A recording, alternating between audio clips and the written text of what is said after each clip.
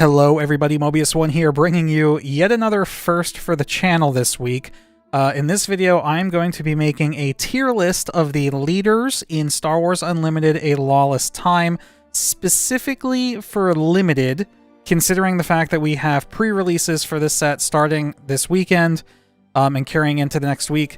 So, leaders. We got a lot of interesting leaders to choose from this set. This is kind of something that I've been wanting to do for many sets in the past, and I know it's something that is not an original idea by any means. There's plenty of other creators out there doing this, but believe it or not, I have not watched anybody else's evaluations of the leaders yet. Sure, I've watched card review videos as these leaders were spoiled, but I have not seen what other creators or even other competitive players have kind of ranked these. So this is still genuinely my own impressions of these. Take that or leave that for whatever you want to, however highly you want to regard my opinion. But whatever, let's just get into it. So the first leader we're looking at is Gerrera. Very interesting leader. So he is command aggression, so green-red leader, which means you're not getting access to either heroism or villainy cards, which is a pretty significant drawback. However, because you are getting green and red on your leader, that means you can then use either a blue or a yellow base and really open up your accessibility to different color combinations. Now, on top of that, considering the common bases in this set allow you to use the epic action on the base to play a card ignoring one of its red, green, yellow, or blue aspect icons, actually means that if you're running Saw with, like, let's just say, for instance, a blue base, you can still then use the blue base's epic action to play yellow cards, which means you have access to all four primary colors in the game, which is nuts. And his ability is actually quite good. So on his leader side, you can use his action to exhaust him, attack with a unit, it gets +2/+0 and gains Overwhelm. And then after the attack, it's defeated, which is very useful. Lets you get really significant value trades. You know, your smaller, cheaper units can trade into your opponent's larger stuff. Any excess damage will carry over to base, and then yes, you'll lose the unit, but you probably would have lost that unit in that situation anyway. So really, and then even when he flips on 6 and he's a 4/7, which is perfectly acceptable stat line. Yeah, I actually think Saw is really good. I don't know that I would put him in S tier, at least not right away. But I would definitely put him in A tier. The lack of heroism and villainy is definitely felt. You are going to probably open some pretty powerful heroism and villainy cards that you want to play, and you're not going to be able to cheat them into play with the base's epic action while playing Saw. So that's, you know, maybe he could be down in B tier because of that, but I think because you have access to pretty much any color as long as it is not heroism or villainy, I think, and paired that with a decent stat line and a strong ability, I feel comfortable putting Saw in the A tier. On the other hand, Tobias Beckett, who's the other non-heroism, non-villainy leader, unfortunately, I don't feel quite as highly on him in Limited. I think Tobias is I think people are going to cook with Tobias in Premier.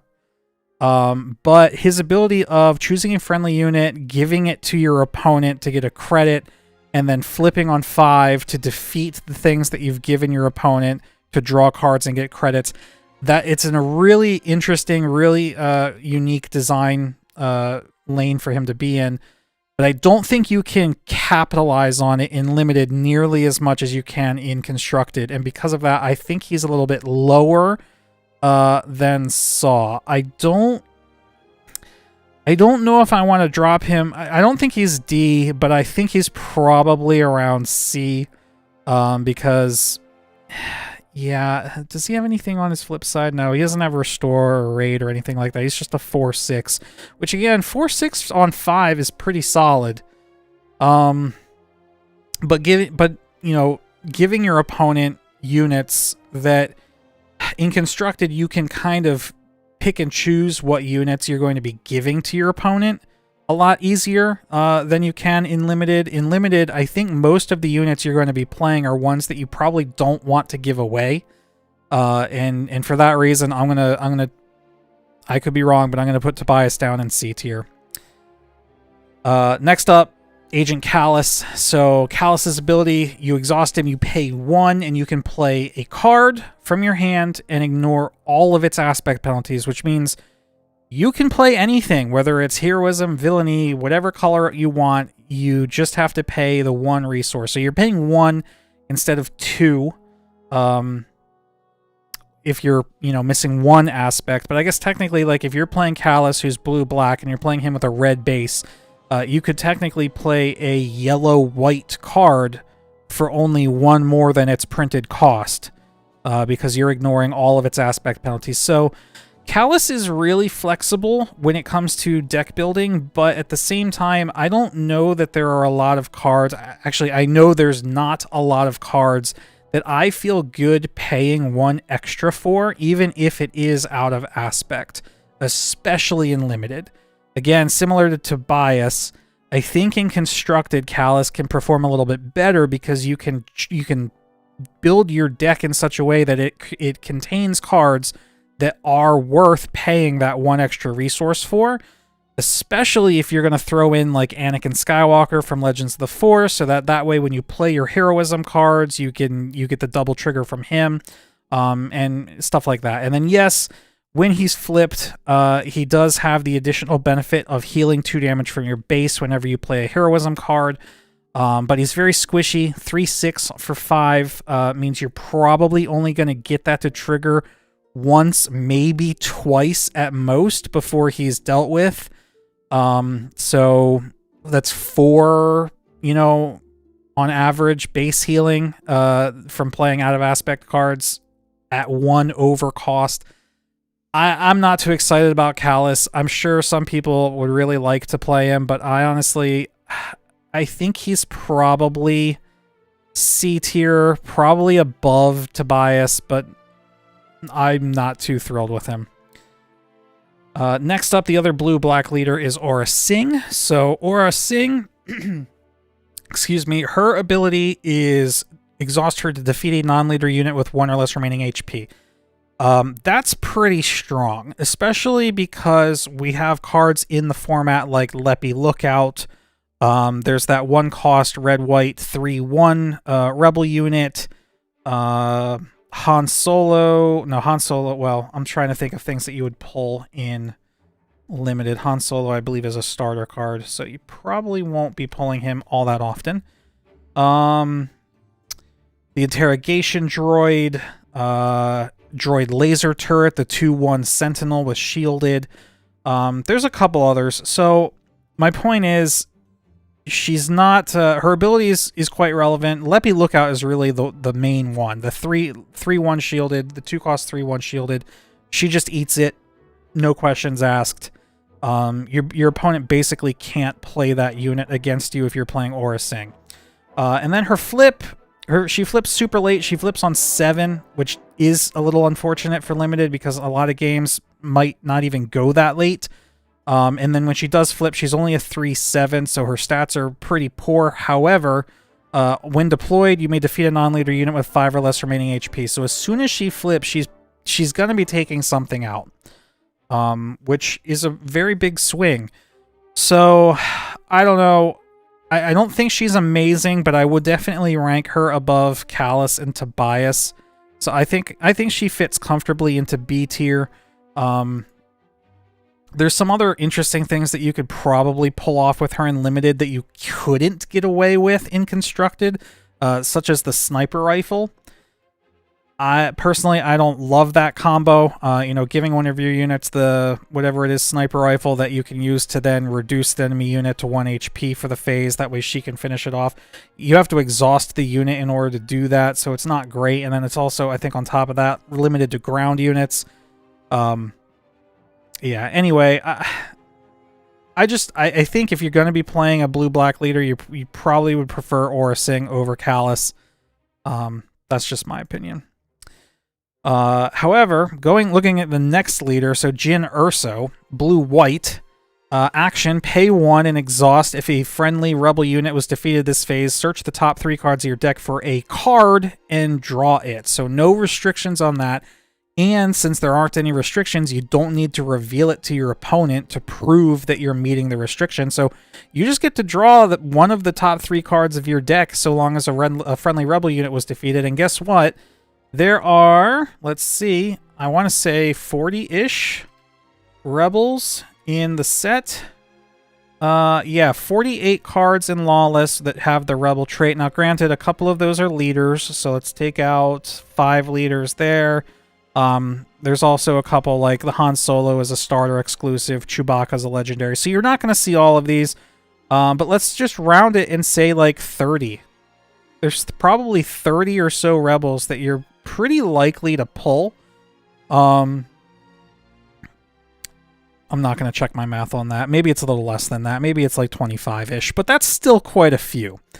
And then when she flips, she's also a 3/6 for 5, so she's a little squishy herself, but her ability is then just an on attack. It's quite strong, honestly. Being able to just look at the top 3 cards of your deck and pick something to draw. Again, we've already seen some pretty ridiculous combos with her in Constructed with cards like Aggressive Negotiations. But even in Limited, I think that ability is very easy to pull off and very relevant because it's going to give you ridiculous card advantage over your opponent. I think Jyn Erso is like S tier Constructed, maybe A tier Limited. I'll leave her in S tier for now just because of how easy it is to pull off her ability. It's close. You know what? I'm gonna put her atop of A tier for now. Simply because I'm looking at the next leader, and the next leader is Vel Sartha, and without a doubt, I think Vel Sartha is going to be S tier. Vel Sartha, her ability costs nothing. You just have to exhaust her, and you give an experience token to a unit, and an opponent creates a credit token. Now, it's kind of controversial, I think, because you are giving your opponent, you're getting an experience token, so you're giving something +1/+1. At the cost of ramping your opponent by giving them a credit token, which is admittedly not a great thing to do. However, there are a lot of cards this set that hate on credits. So if I look at, let's see. The first one I think of is that 3-cost 4/3 aggression unit, Skeen. Arvel Skeen. So 3-cost 4/3, when played and on attack, defeat a credit token, and you get to deal 1 damage to a unit or base. So if you pull him, now he is an uncommon, but if you pull him and Vel, that is a disgusting combo. Because now, not only are you buffing your units and giving your opponent credit tokens, but if they don't use those credit tokens immediately, and you have Arvel Skeen out there, he can just attack, defeat the credit token, and ping something. That's a win con almost, because like if you're buffing him up and then he's also like taking things out or attacking base and taking out their credits and pinging stuff, like GG. But on top of that, there's also cards like the Convex Security Captain, which just says enemy credit tokens lose all abilities, so now it doesn't matter how many credit tokens they have, they can't use them. Okay, that's a rare, so you probably won't see that in draft or in Limited. However, Defiant Scrapper, 3-cost 3/4, blue-white, so it's in Vel's colors. Val, not Val. There is a Val, but it's not her. It's Vel. So she is blue-white, and when played, you may defeat an enemy credit token. So, and then of course, Tamarin Barcona. He's on uncommon, blue-green. When played, defeat a credit token. If you do, give experience token to this unit and another friendly unit. So there's a bunch of cards in the set that allow you to do something about your opponent's credit tokens. They're not all common, but it doesn't matter. Even if they do have the opportunity to use those credit tokens, I think just being able to hand out free experience is really strong, because similar to Saw Gerrera, that's going to let your smaller, cheaper units take out your opponent's bigger units, right? So turn 1, you play a 2-drop, they play a 2-drop, you give your 2-drop an experience token, and now at the beginning of the second round, your 2-drop could eat their 3-drop, depending on what the stats ended up being. Or if it doesn't, it can at least probably 2 for 1, because now it's going to probably take out their 2-drop and live to attack base or attack into something, or you know, soak an attack from an enemy unit. So yeah, long story short, I think Vel is probably one of the stronger ones for limited. Earns my S tier ranking. All right, moving on. Our next one is baby Boba Fett, the little bounty hunter kid. Now, he also is a 3/6 for 5, but he does have raid 1, so he's going to attack for 4 once he's flipped, which is pretty good. His ability, though, is a little unfortunate. So when a friendly bounty hunter unit's attack ends, if the defending unit was defeated, you exhaust the leader to create a credit token. Now, it is a really strong ability. The problem is it is very narrow. So you need to have bounty hunters. And we did look at how many rebels are in the set. Let's look at how many bounty hunters are in the set. And I don't think we're going to get anywhere near 48. We are not. It is, well, it's 38. That's actually more than I thought. However, a lot of them are higher rarity. So like Cad Bane's a legendary, Lotsrazi is a rare, IG is a rare, Baylor Valance is a rare, Mandalorian's a legendary, Highsinger's a rare, Asajj Ventress is a rare, Zuckuss is a rare. So all the bounty hunters you probably want to run with Boba, you probably aren't going to see them in limited. I mean, there's a couple commons and uncommons in here that I'm looking at, but they're not great. And obviously, you're going to be restricted with how many you can choose from what colors you're playing. So he's green. There are a couple green ones, but like there's ones in blue, there's ones in red, and you're not going to be able to play with all of them. So is it running Boba? I would say if you have a very strong green-black pool, and, you know, enough villainy support in some other color and a couple of bounty hunters here and there, I think you can make Boba work, but he would not be my first choice, depending on the pool contents, obviously. So I'm going to put Boba probably in B tier. He might be above Aurra. B tier for me is going to be like, the leader is definitely playable depending on how much support you get for him. And I think both him and Aurra Sing fit that description rather well. Okay, next up, Director Krennic. I love this leader. He's one of the leaders I'm most excited to try to make work in Constructed. So, you use his ability, defeat a friendly unit, create a credit token. Now, in Constructed, you can load your deck up with cheap units that you don't mind just sacrificing to gain credit tokens early. For example, Porgs. You pay 0 for a 1/1, you sack it, you get a credit token. Or, was it Kijimi Patrollers, whatever that 2-cost 1/1 TIE Fighter that creates a TIE Fighter token. Now you have 2 different things that you can sacrifice and get 2 credits. Great. In Limited, however, again, kind of similar to Tobias, you just don't have that many units that you want to sacrifice.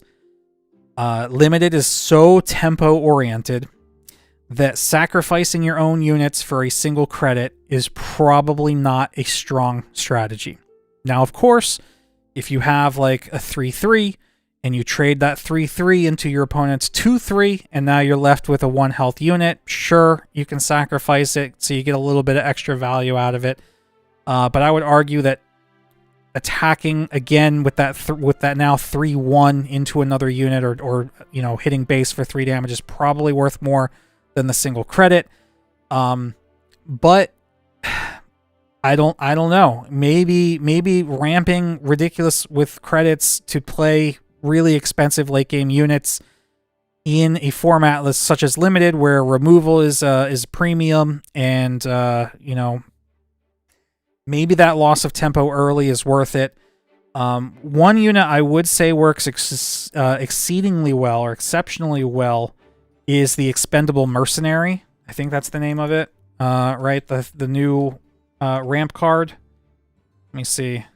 Yeah, Expendable Mercenary. The 4-cost 3/3. When defeated, you may resource this unit from its owner's discard pile. I think if you pull that in Krennic, I think that is a really strong combo that would make playing Krennic worth it. Because now you can play that on 4, defeat it, get a credit token, and ramp to 5. All in one, like, round. Might be worth it. Again, kind of depends on the pool. I'm going to put him right alongside Boba. I think him and Boba... It's hard for me to say which of these is better because it ultimately comes down to the pool. If you pull more large late-game units, I think Krennic kind of would do better. And similarly to Boba, if you pull a lot of bounty hunters, then yeah, then go with Boba. But I would put them both comfortably in B tier, but I could see them being A tier if the pool supports it. Next up, though, we have Hera. So Hera's got a passive ability. While you control 2 or more units, ignore the aspect penalties on heroism units you play. I think Hera is A tier. Probably towards the bottom of A tier, but definitely A tier, because having 2 units in play at a time in limited is not that hard, especially since she counts herself when she deploys, and she deploys on 5 as a 3/6 with Restore 1. I think this is great. It makes deck building way, way easier because now you can put all kinds of colored units into your is it units? Yeah, it is on specifically units. You can put all kinds of heroism units into your deck, and then as long as you have 2 units in play, you don't have to worry about what colors they are so long as they're heroism. Really good. Works really well with all the Spectre units, intentionally, of course. So like Ezra, Zeb, Kanan, you'll be able to play those, not only play them out of aspect, but then also trigger their additional bonus effects that trigger if you have like a unit in play that has one of the 2 aspects that they don't have. So I think Hera is another one similar to Boba and Krennic, where if you have the pool to support her, she's a lot better. But I think her passive ability is the best version of a lightened deck building restrictions ability than we've ever seen. So I'm comparing her to like Mon Mothma from the previous set, and even OG Hera from Spark of Rebellion. I think this version of having some sort of an ability that loosens your restrictions on what you can put in your deck, this version is the strongest that we've seen, and I think that puts her towards the bottom of A tier. Definitely not towards the bottom of A tier is Leia. So unfortunately, Leia's leader ability costs 2, which is almost never good.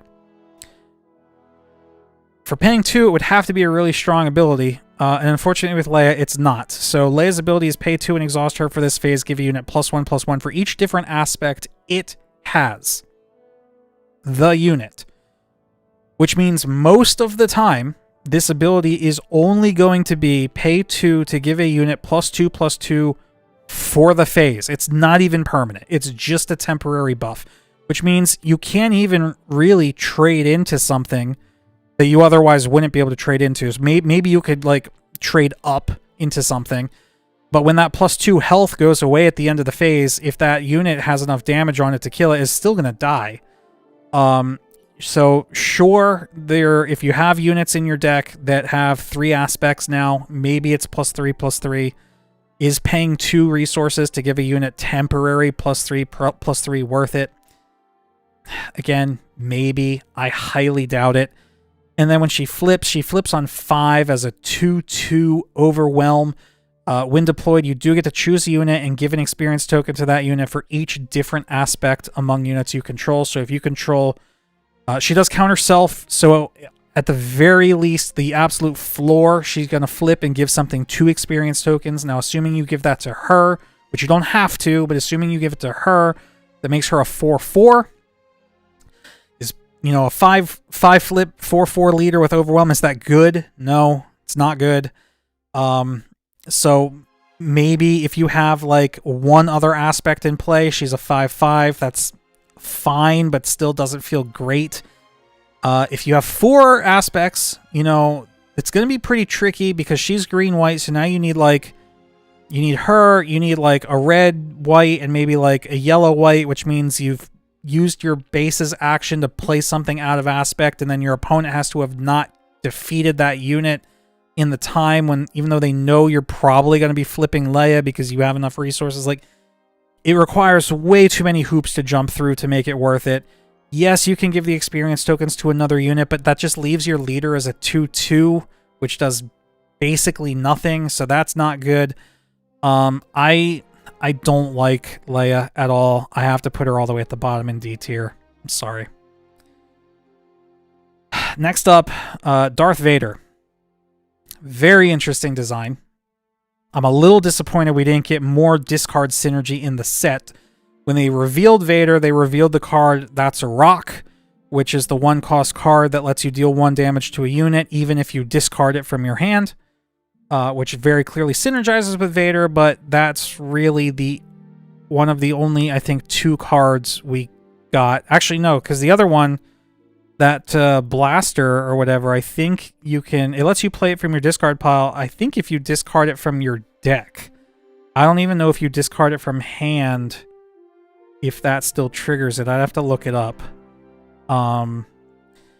But yeah, I think Vader kind of falls into the trap of doesn't have all the synergy needed in limited. All right, here, Salvage Blaster. If this upgrade was discarded from your hand or deck. Okay, I'm wrong. So Salvage Blaster, you could actually play from your discard pile after you discard it with Vader, but it's a 2-cost +2/+0. Would you even want to play a 2-cost upgrade that just gives +2/+0? Probably not. It doesn't seem great. So, I don't know. The best thing Vader has going for him in Limited is the fact that he is a 7-deploy, 6/8 body. That's a thick boy. And then on attack, you can discard any number of cards in your hand and deal that much damage to a unit or a base, which means you can set up some pretty awesome game-finishing attacks with Vader, where maybe you just have, I don't know, 4 cards left in your hand. You flip him. He's a 6/8. They really don't have any way they can deal with him. You attack base and dump the 4 cards in your hand, and now you swing for 10 damage. If you've put enough pressure on your opponent, maybe that's enough to close out a game. Don't forget that all the common bases in this set only have 27 HP instead of the normal 30, which means games are going to be tighter and probably end a little bit quicker. So Vader being able to just dump your hand and deal a boatload of damage is not bad. Unfortunately, his ability is not great unless you happen to get lucky enough to get some cards that will give you more card draw, such as like Chio Fein. There's another one that I had in mind, but I can't remember what it was right now. Oh, that Baylor Vance or Valence or whatever his name is, the blue-red one that lets you draw a card on attack. But again, Chio Fein's uncommon. He is rare. And yeah, Mandalorian would also be nice, but he's legendary. So you can't really reliably get any of those to support Vader. So if you're going to be playing Vader, it's pretty much because of his thick booty. That's really it. But that's not bad. Part of me wants to put him at the top of C tier, but I think I'm a little biased. I think I'm going to put him at the bottom of B tier. Nah, he's just such a big body that I think he has to at least go into B tier. He might even be above Aurra Sing because they both flip on 7. If I'm going to be flipping a leader on 7, well, Krennic flips on 7 too. But yeah, but Krennic has an immediate board effect when you flip him. Yeah, I think that's fair. I think Vader belongs right in the middle. Next up, we have Sabula. So Sabulba's the other red-black. He is action, discard a card from your deck, and a friendly unit gets raid 1 for this phase. Now, that's definitely better than Vader. However, it is worth knowing that in Limited, you have a 30-card minimum deck size. Now, that's minimum. So you could always put more than 30 cards in your deck to help offset the fact that you're going to be discarding cards with Sabulba's ability. So I don't think, despite the fact that deck sizes in Limited are smaller than they are in Constructed, I don't really think that's a huge deal for Sabula, because you could always just throw 40 cards into a deck and expect to discard 10 of them. And then when he flips on 4, which is super aggressive, super nice. He's only a 2/5, but he does have Raid 1. So it kind of reminds me a lot of Sabine from Spark of Rebellion. Super early flip, 2/5 stat line, deals that extra 1 damage. Doesn't have to do it to the base the way Sabine did. I actually really like Sabula. I think if you have a nice aggressive pool, you could probably afford to play real low to the ground, stop resourcing at like 5 or 6 resources, and try to just race your opponent. As what Sabine used to do, I think Sabula can pull it off. Honestly, I think Sabula is probably up here in A tier, probably right around Jyn. I think it's pretty good. He is a rare leader, so you're not going to see him all that often. But I think as long as you don't have a terrible red-black pool, yeah, I'd be a little afraid of Sabula. All right, the next red leader we're looking at is Chewbacca. Super interesting because Chewbacca deploys by paying 4 resources. It doesn't matter how many credits, or sorry, how many resources you have, as long as you have the ability to pay 4. His ability is also interesting. So defeat a resource, deal 2 damage to a unit, and create a credit. I think Chewbacca is the high-risk, high-reward leader of the set. I think getting his 5/6 body into play as early as turn 2 could be strong and limited, but I think if your opponent has a way to deal with him, I think you're going to be so far behind that you can't catch up. So I don't know. Until, like, I'm really afraid to put him where I want to put him. Like, I want to put him in C tier. But I'm afraid if I put him in C tier and, like, he ends up being actually a monster, that I'm going to look stupid. So because of that, like, I'm thinking of actually bumping him up to B. I don't think I will ever be playing Chewbacca in a limited event, but I'm really afraid to go up against him. I don't know. No, I'm gonna take a risk. I'm gonna say that he's C tier. I don't think he's that good. I can't wait to be proven wrong. I can't wait to have my butt kicked by by a Chewbacca in my pre-release, but I'm going with my gut and I'm putting him down in C. All right, Enfys Nest, also red white. Chewies are rare, by the way, so you're not going to see them all that much, thankfully. Enfys Nest is a common. When you use an on-attack ability, you may pay 2, exhaust this leader. If you do, use that ability again. I love the design. And then flips, 5 cost, 3/7. Super relevant stat line. When you use an on-attack ability, you may use it again. Use this only once each round. Let's see how many on-attack abilities are there in the set. Let's rule out villainy. And looks like we have 38. And how many of those are on commons? Let's see. Rarity, common, 12.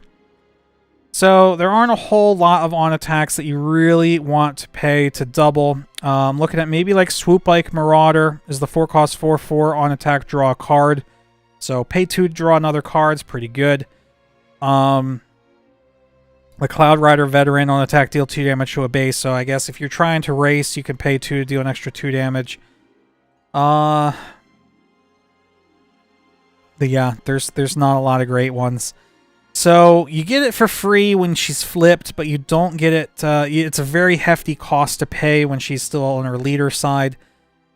I mean, maybe there are some uncommons that are a little bit better.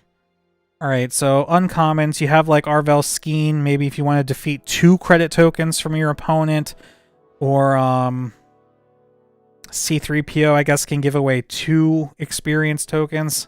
Like, I don't know. None of these feel really great, in my opinion. But she does have really decent stats. And maybe, you know, if it's late in the game and you've got extra resources to float and you've got some on attack units, maybe it's worth it. If you pull her helmet, it's very good. Very good combo with her helmet, but unfortunately her helmet is rare. So, yeah. I like her. I really like her for constructed. I'm afraid in limited, there's just... if you're playing her, you're playing her for her stat line. So, B tier, I guess, maybe a little bit better than Aurra because she comes out quicker, but she's very similar to Vader. If you're going to be playing that leader, you're probably playing her for the stat line alone. Vader is bigger but comes out later. She comes out earlier and she's a 3/7, so somewhere in the middle of the pack. Jabba. Jabba is actually pretty ridiculous. There's plenty of underworld units in the game. So Jabba's ability on his leader side, not great. You have to pay 1, exhaust him, return a friendly underworld unit to your hand, and you get a credit token. So the loss of tempo is really bad. You don't really want to be returning units to your hand in limited because you're just surrendering board control to your opponent. However, Jabba flips on 6. He's a 3/9, and when you have an action to play an underworld unit from your hand, and if you use a credit while paying its cost, it gains ambush. That's busted. And there are a lot of underworld units in the set. So, what kind of units are we looking for that we could use with Jabba's leader ability? I'm looking at underworld units that have, first of all, they're cheap. And second of all, have wind plate abilities that you're going to get some use out of immediately. So especially looking at like yellow-black or maybe green-black or red-black. We have like... where was the one I was looking at earlier? Oh, it's just the straight-up black one. Kabbalist something. No, Black Sun Kabbalist. So it's a 2-cost, 1/3 wind plate, give an experience token to another friendly underworld unit. So like, you play a 2-cost underworld unit on turn 1. Turn 2, you got 3 resources. You play the Black Sun Kabbalist, you buff up your turn 1 play, then you use your third resource to bounce the Kabbalist back to your hand. You get a credit, and you can repeat this in the future. You know, you have another underworld unit in play, you play the Kabbalist, you buff it, you bounce the Kabbalist. Everybody's happy. Well, your opponent's probably not happy. Your opponent might be happy because you're bouncing a 2-cost 1/3. I don't know, but there's so much stuff that you can do by giving underworld units ambush that would really hurt your opponent. I think Jabba is one of the few like spotlight leaders that we've seen that actually is really good in limited. I can definitely see people popping or cracking open their little Pop-Tart pack of Leia and Jabba just to play with Jabba. I'm gonna put him in A tier. He is restricted by his pool. Like you want underworld units to make him work. But I think there's enough underworld units in the set to make him decent. So I'm putting him in A. The client, however, definitely not A. So the client's ability, exhaust him. If you create a token this phase, exhaust an enemy unit. So what kind of tokens can we make? We can make credit tokens, we can make shield tokens, and we can make experience tokens. Now in constructed, you could also make token units, so like TIE Fighter tokens, X-Wing tokens, clone troopers, battle droids, etc. You're not going to be making those in limited. Not for Lawless anyway. So, if you're going to be playing the client and you're going to be using his ability, you need to be playing cards that make tokens, like shielded units or experience granting units or something like that. The problem is, it's not a reactive, it's not a triggered ability, it's an action ability. If the client's ability says, when you make a token, you may exhaust this leader and exhaust an enemy unit, that would be really good. But the fact that you need to do something to make a token, and then on your next action, you get to use the client's ability to exhaust an enemy unit, that significantly hurts his viability because that gives your opponent the opportunity to attack with whatever it is you wanted to exhaust. And because of that, he's just not good. And the timing for the ability is the same on his flip side. It's on attack, but it's still, if you created a token this phase, exhaust an enemy unit. So he's not going to be making tokens on attack. He is shielded. He's a 5 flip, 4/4 shielded. Now again, that is actually solid. A 4/4 shielded for 5 is rather strong and limited. You can easily 2 for 1, maybe even 3 for 1, eat up some of your opponent's smaller units with him. But that ability is just so bad. It's very narrow to meet the requirements because you don't often have units that can make tokens in limited. And then even if you do, your opponent has the opportunity to negate your desire to use the ability by attacking with, whatever unit that you wanted to exhaust with. I don't like him. I almost put him in D. I'm going to put him at the very back of C only because the 4/4 shielded body is pretty good. If you have a really strong yellow-black pool, maybe you play him just for that. But almost in every other situation, if you have a pretty strong yellow-black pool, you're probably better off playing Jabba, in my opinion. Which you're always going to have access to Jabba because he is a spotlight leader. So that's really the question you have to ask. If you always have the option of playing Jabba versus the client, in what situation would you want to play the client? And I can't think of one.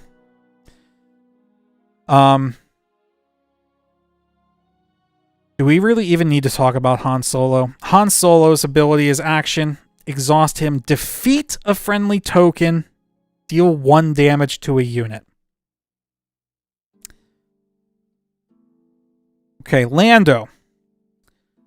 What was Han's stats? And Han, he flips. He's a 5 flip. He's a 4/5 saboteur. Defeat any number of friendly tokens, deal damage equal to a unit equal to the number of tokens defeated this way. Just because he's a 5 flip, 4/5 saboteur.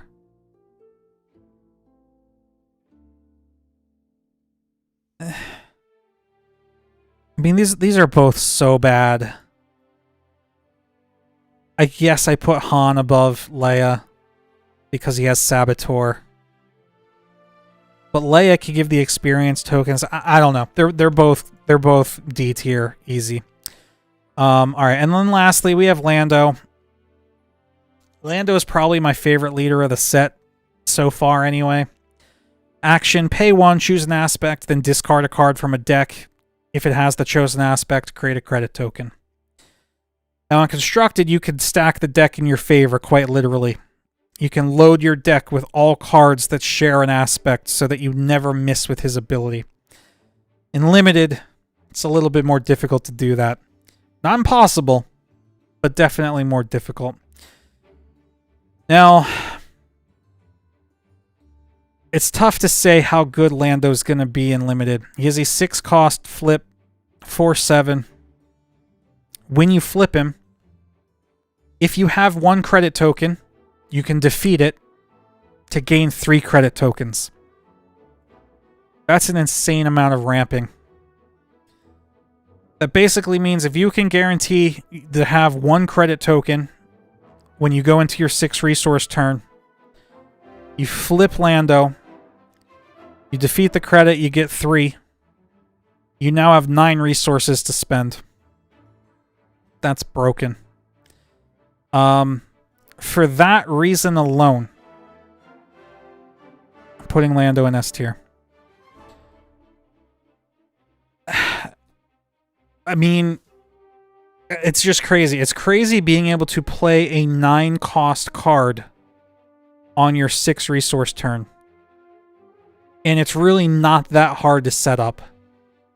Because you don't even need to use his ability. You can, and it's a slightly risky way to get credits, but I think if you know you're playing Lando, you can, like I said, stack the deck in your favor. But there are also cards in the game that just create credit tokens. You have like Backed by the Hutts, You have Windfall, which I don't think is a good card, but what's the other one? The one cost cunning card that just creates a credit token. There's plenty of them.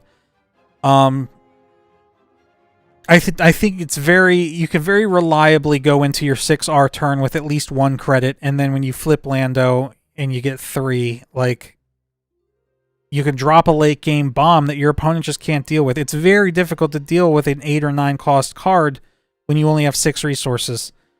Now, again, it's limited, so how many 8 or 9 cost cards are you going to be putting in your deck, and then how likely are you to draw them by the time you flip Lando? He's not as good in limited as he will be in constructed, I will admit, but I think he still deserves S tier ranking because you will, if you can set that up, you will just win. I really believe that. And there are some really strong yellow-white cards in the set, especially some of the triple aspect cards. You have like Kanan, Sabine is really good, K2SO. So there's a couple other ones. Yeah. Anyway, that's kind of where my head is with these. I'm really interested to see how many of these I get right or wrong. I mean, looking at this now, I could see, like, Krennic might be a little bit lower because he's such a late flip, and you really don't want to be sacrificing your own units. I do believe Enfys belongs down here somewhere. Like, Aurra Sing might actually be above Enfys. I don't know. The 3/7 stat line on 7's kind of bad. Chewbacca might belong at the bottom of B tier or somewhere in the middle. All right. I don't know. I'm not going to mess with it. This was my gut instinct. This is what I'm going with. I'm curious to see what you guys think as well. So leave a comment. Let me know what you think I got wrong and how you would rank these. I might even put Lando above Vel. Yeah, I don't know. Just like these two at the bottom of D tier are kind of interchangeable. I feel kind of the same way about these two as well. I think it might be this way. I think Vel might be a little bit better. And, yeah, I don't know. These ones are also about the same. Anyway, this is what I'm sticking with. Yell at me in the comments. And I look forward to playing some of you in pre-releases next weekend. And we'll see how wrong I am. But that's it for this video. Hope you guys enjoyed. Thanks for watching. Mobius1 here. I'll see you in the next one.